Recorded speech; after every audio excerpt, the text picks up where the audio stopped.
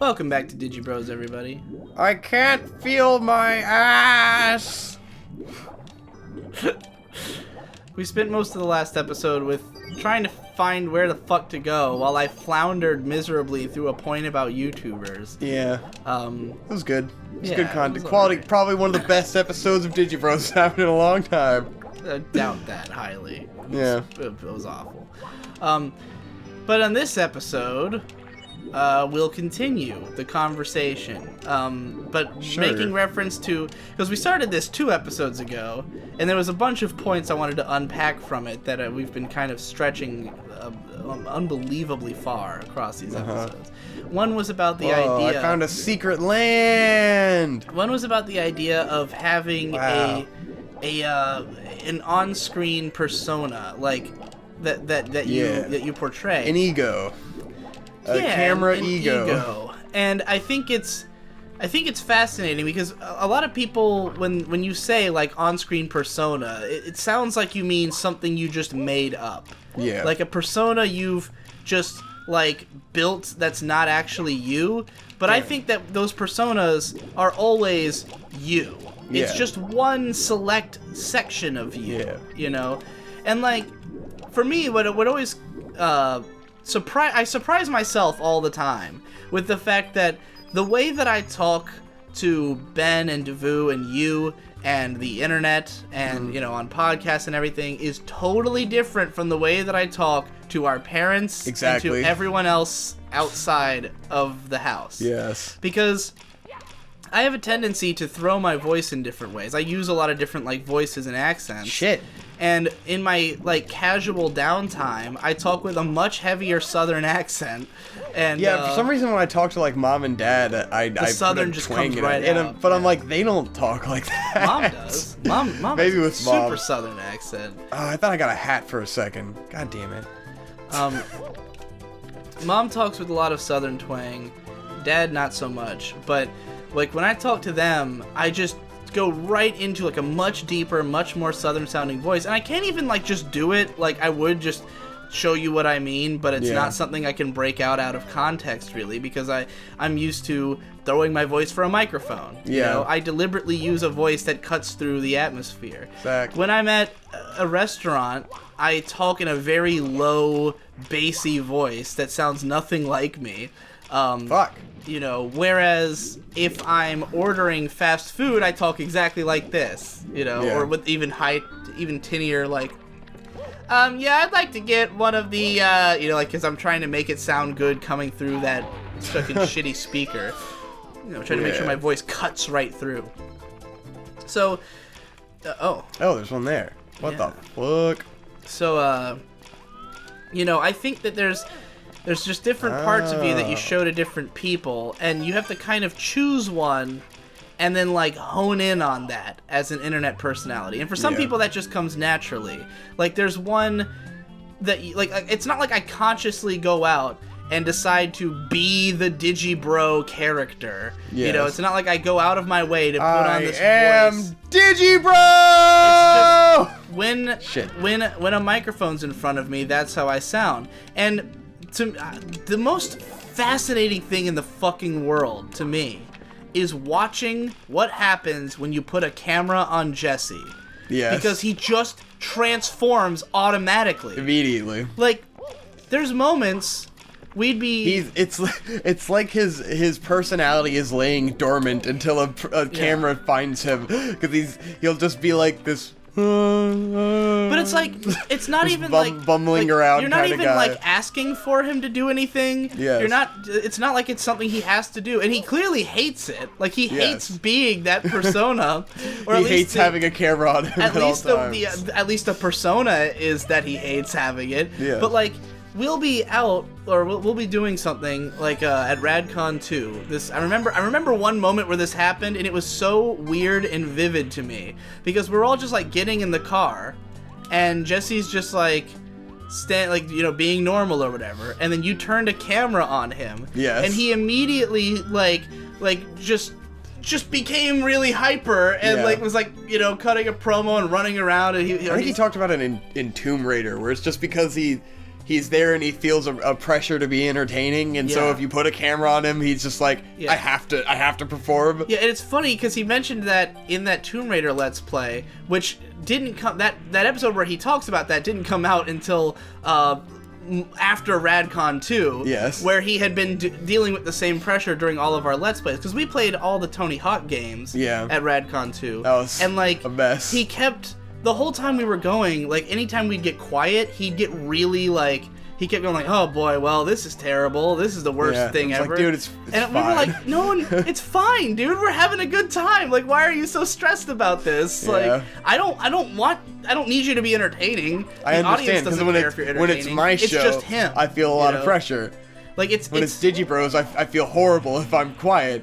That's the thing is, there's no way that you can convince him, because it's not that he doesn't care that it's fine for you or fine for the audience. It's not fine for him, you know?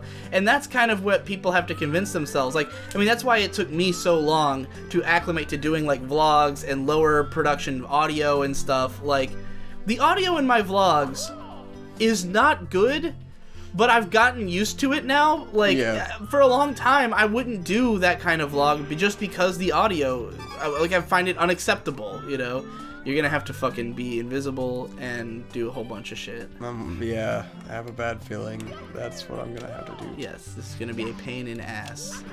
It's gonna be like a you have to do everything super fast kind of thing is what it looks like. Gay. I'm gonna swing across them and make a plan. Then I'm gonna go invisible and execute that plan. Go invisible first, just to test what you can do as an invisible boy. Well, you should have. Invisible boy, invisible boy, invisible boy, invisible boy. Switch. So yeah, like, I think that's just it's like there's the Jesse on-screen persona is not Jesse. You know, like it's you can tell it's the same guy. It's not like he just suddenly transforms into another guy.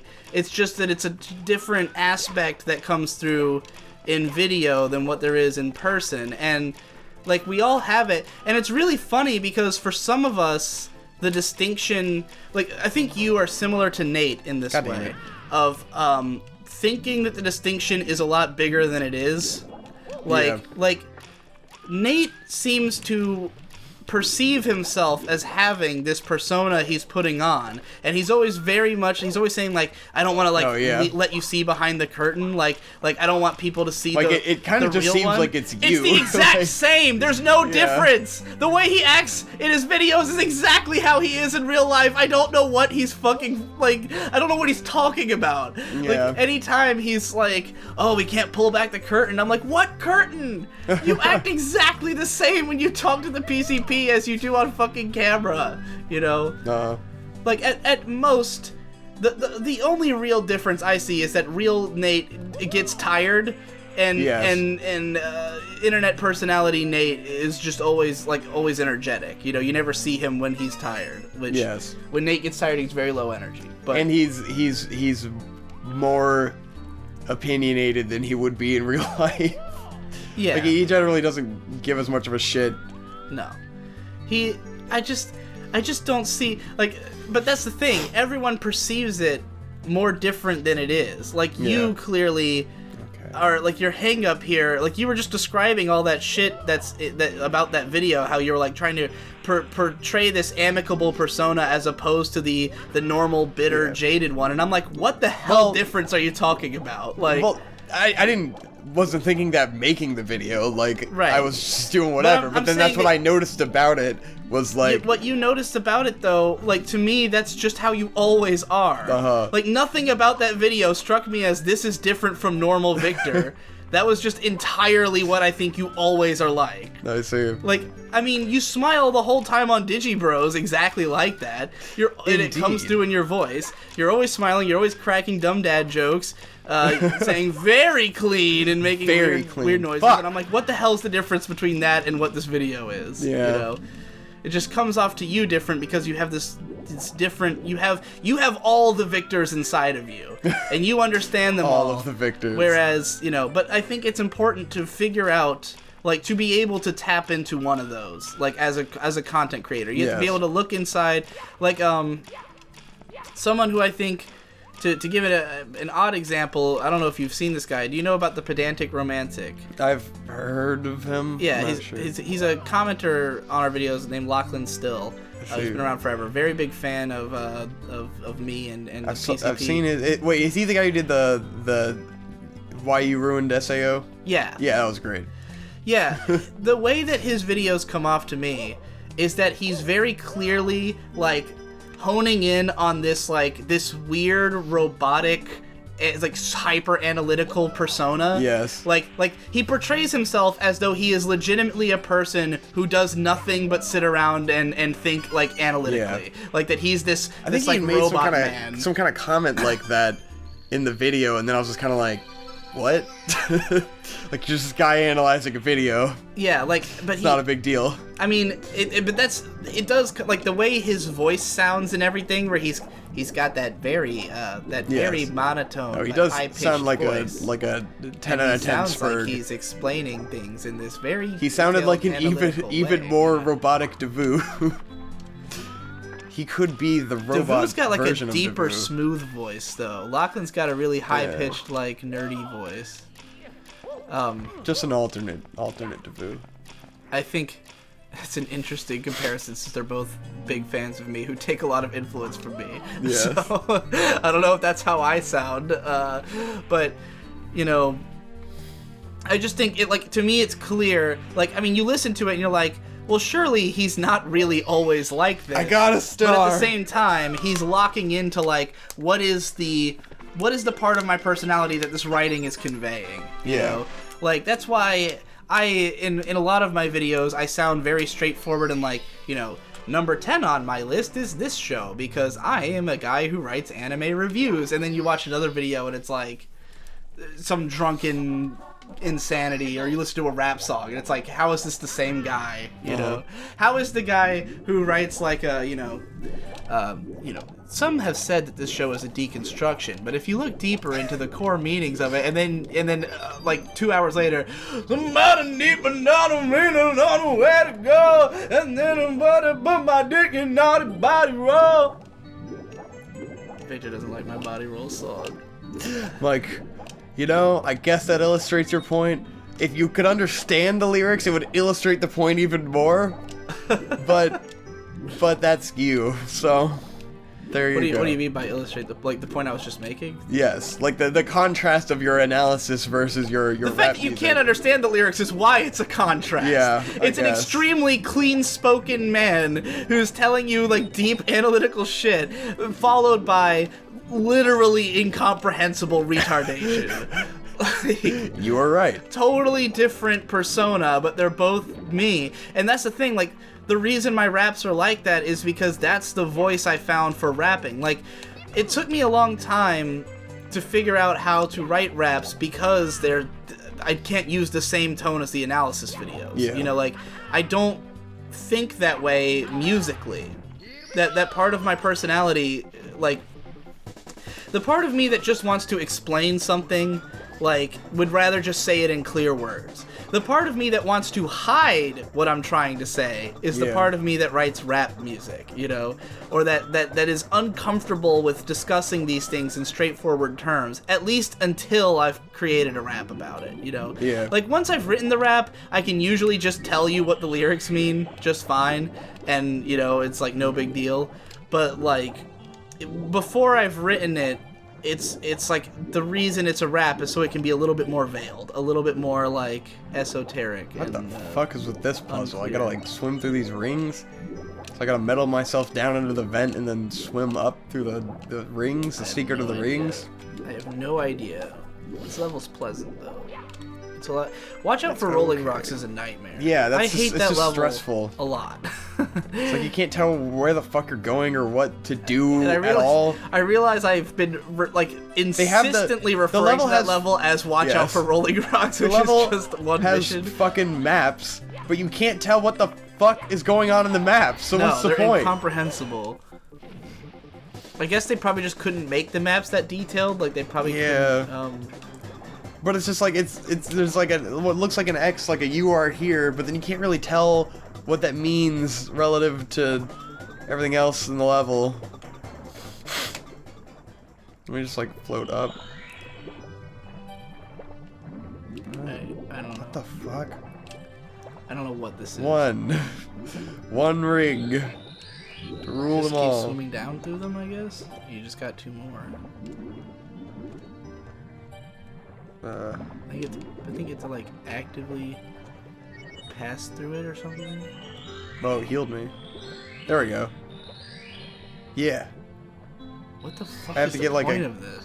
There we go. What was the point of that? If I know, dude. I guess now you need the metal. Now I gotta go metal. That was weird as shit. Yeah, what the hell? It's not even a challenge. They just wanted you to, I guess, be creative and find out what it was. I guess. Baffling. I sure did let some rings pass over me. Yeah. So anyways, I'm excited at the idea that you sort of found a core. Yes. I at least to explore. Felt like I understood an appeal. Yeah. It didn't feel like I was wasting my time. And I had fun. That's the most important thing, is that I actually had fun doing it, where I didn't think I'd really have fun before, you know?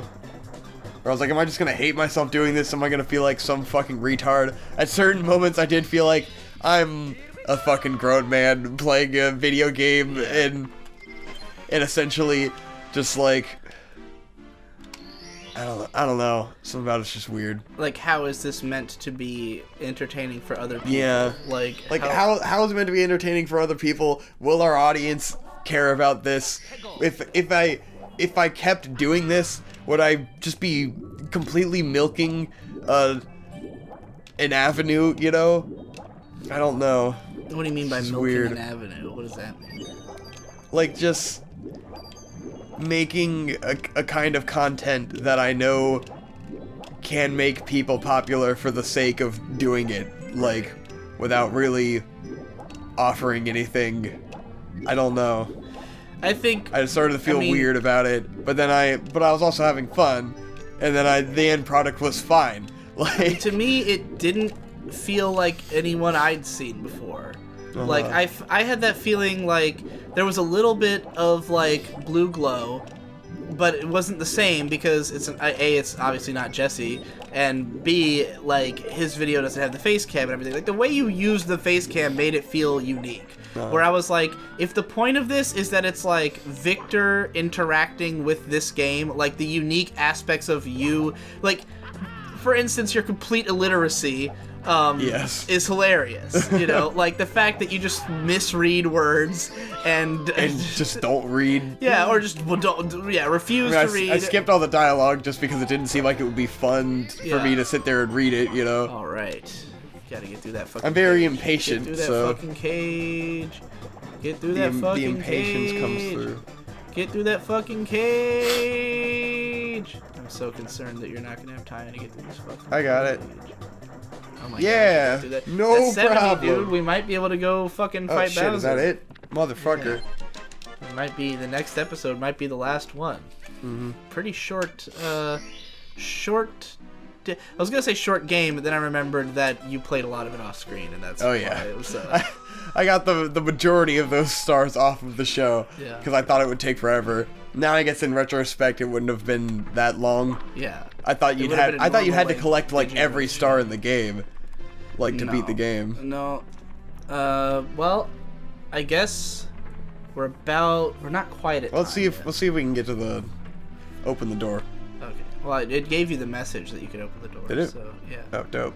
Yeah. See, that's your illiteracy right there. Like, you could have ran around the whole game not knowing because you've been playing by yourself. You got all these people in the comments going, "Oh yeah, Xeno Drifter looks really cool," and I'm just yes. Nobody knows it's not called Xeno Drifter. I need to edit that Drifter. And fix it. It's not called Xeno Drifter. By the way, that thumbnail was genius. Yeah. The fucking tit thumbnail. I was like, let me do some clickbait. That thing uploaded, and I went, "Oh, I taught him well."